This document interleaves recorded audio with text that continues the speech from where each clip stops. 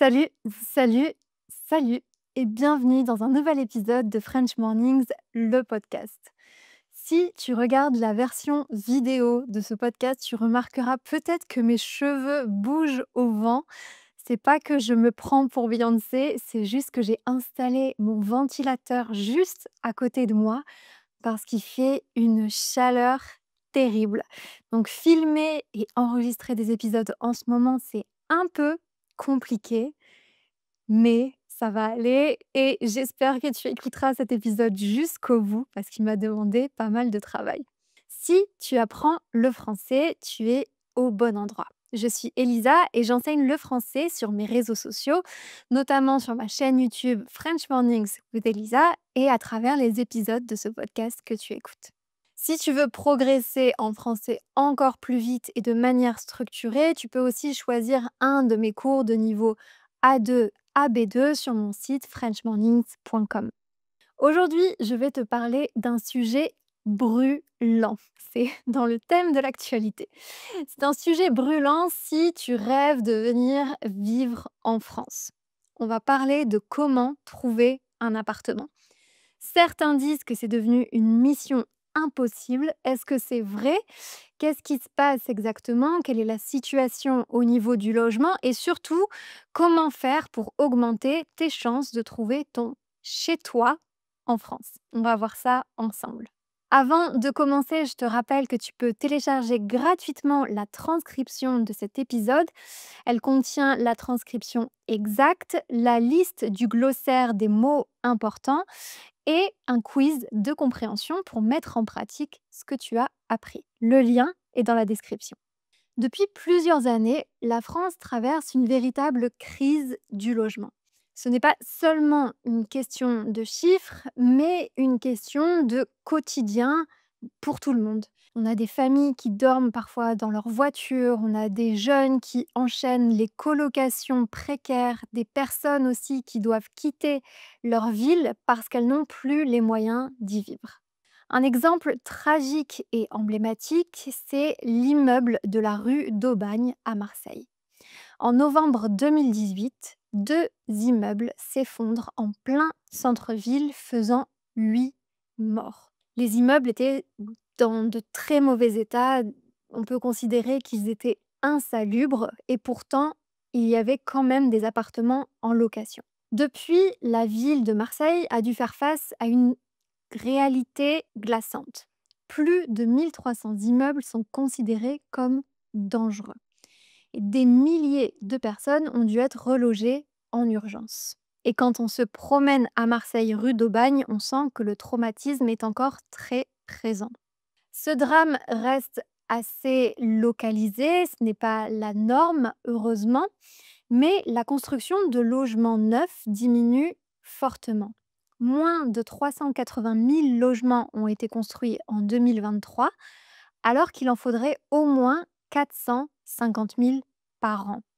Les logements sociaux ne suffisent pas à répondre à la demande. Les logements sociaux, ce sont des logements qui sont attribués aux personnes qui en ont le plus besoin. Ce sont souvent des familles avec peu de revenus. La conséquence de tout ça, c'est que les loyers explosent. À Paris, un studio de 30 mètres carrés peut coûter 1000 euros par mois. C'est à peu près la norme. Mon dernier appartement à Paris faisait 22 mètres carrés et je le payais 750 euros. Ça, c'était en 2018. En comparaison à Marseille ou à Bordeaux, pour le même prix, tu peux trouver un appartement bien plus grand. Mais la situation se tend aussi dans ces villes. Dans les grandes villes de France, on considère que le marché immobilier est en zone tendue.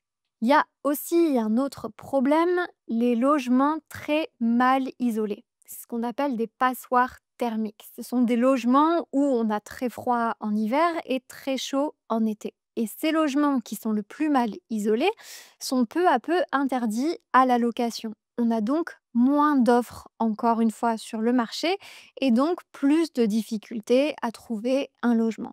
Petit à petit, certaines mesures sont mises en place pour faire face à cette crise immobilière. À Paris, la situation a vraiment longtemps été très, très difficile. Ça devenait vraiment extrêmement difficile de se loger à un prix décent, ce qui a amené à l'encadrement des loyers. C'est-à-dire qu'on va limiter le prix de location au mètre carré selon les zones de la ville. Et c'est d'ailleurs quelque chose qui existe dans d'autres villes comme Lille ou Lyon. Le loyer est limité selon la zone où tu habites. Ça reste encore une fois la théorie et c'est vrai que en théorie, si tu vois qu'une annonce ne respecte pas ce loyer, le prix au mètre carré du loyer auquel il est censé être, tu peux le dénoncer et tu peux, le faire remarquer à l'agence immobilière. Mais la plupart du temps, ils le savent déjà et ils s'en fichent un petit peu. Une autre mesure qui a été mise en place, c'est la taxation des logements inoccupés et des résidences secondaires qui a été augmentée dans plus de 1400 communes. L'idée ici, c'est d'inciter les propriétaires à remettre leurs biens sur le marché locatif. Et ça, c'est quelque chose dont tu peux t'apercevoir quand tu vas en vacances dans des zones touristiques en France.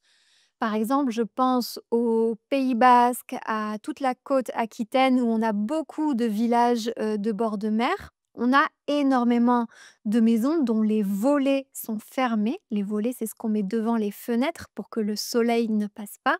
Et on voit bien que ce sont des résidences de vacances, des résidences secondaires qui ne sont jamais louées à part par leurs propriétaires qui viennent y passer leurs vacances l'été. Mais ce sont des biens qui sont abandonnés le reste de l'année. Enfin, il y a aussi des travaux de rénovation qui peuvent être subventionnés, par exemple dans les villes anciennes comme Marseille. Il y a certaines aides publiques qui permettent de rendre certains logements habitables tout en maintenant des loyers assez modérés. Il faut évidemment qu'on parle de quelque chose d'autre, c'est la plateforme de location d'hébergement Airbnb. Tu le sais sûrement déjà, de nombreux appartements sont disponibles sur Airbnb, mais jamais pour des locations de longue durée, jamais pour des locations de plusieurs années. Et tout ça aggrave également la crise du logement, puisque des propriétaires décident de louer en location courte durée pour des touristes, pour des gens qui sont seulement de passage, et les gens ne peuvent plus trouver de logement où vivre à l'année.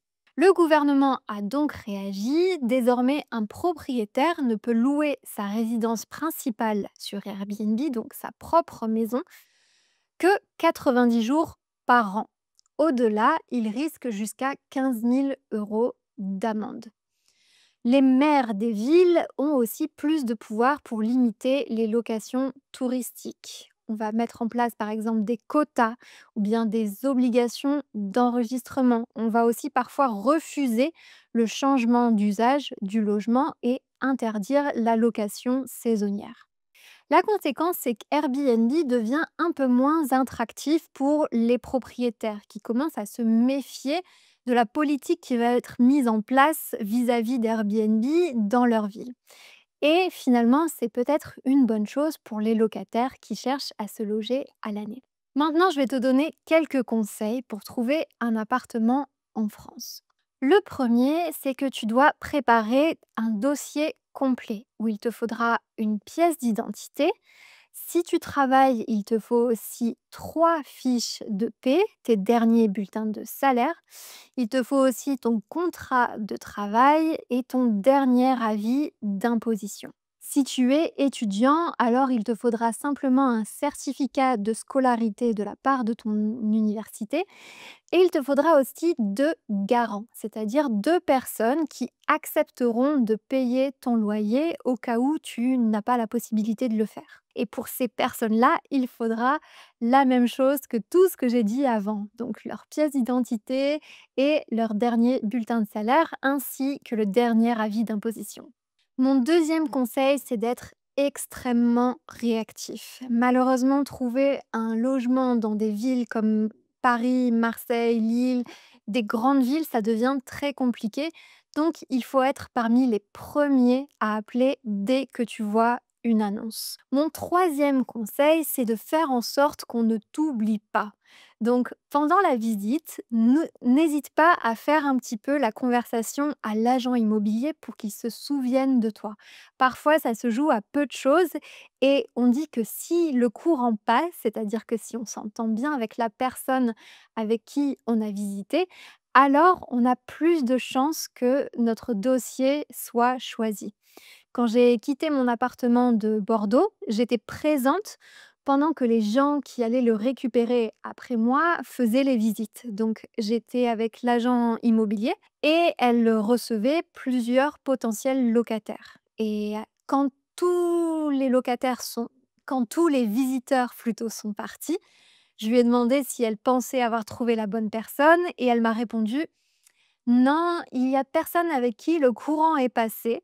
Donc finalement, je pense que ça se joue pas forcément uniquement au dossier, mais aussi parfois un petit peu au feeling, comme on dit. Et enfin, mon dernier conseil, surtout si vous venez d'un pays qui n'est pas la France, donc si vous n'êtes pas français et que vous cherchez un appartement, c'est d'ajouter encore plus de documents pour que votre dossier ait l'air très très sérieux. Vous pouvez par exemple ajouter un CV pour montrer l'expérience professionnelle que vous avez, les documents qu'on a pu vous demander pour obtenir un visa de séjour, des contrats de travail, des lettres de motivation, pourquoi pas. N'hésitez pas à l'adapter selon votre situation. Parce que malheureusement, oui, même avec un dossier parfait, comme je vous l'ai expliqué, ça ne suffit pas toujours. Il y a tellement de concurrence que certains vont jusqu'à créer de faux documents. Donc c'est illégal, bien sûr, je ne le recommande pas, mais je comprends que certains se sentent désespérés et, comme on dit en français, aux grands mots, les grands remèdes. Et enfin, mon tout dernier conseil, c'est ne vous laissez pas avoir, n'acceptez pas n'importe quoi. La situation est tellement tendue que parfois on est un petit peu désespéré et on se dit je prendrai celui qui m'accepte. Alors attention, je vais vous raconter ce qui m'est arrivé à Paris. J'ai visité un jour un appartement avec des étais en métal dans le salon. Un étai, c'est ce qui permet de soutenir le plafond quand on fait des travaux. Et en fait, il y avait des étais dans tout l'immeuble parce que un propriétaire avait touché à un mur porteur au rez-de-chaussée, donc au niveau de l'appartement qui est au même niveau que la rue.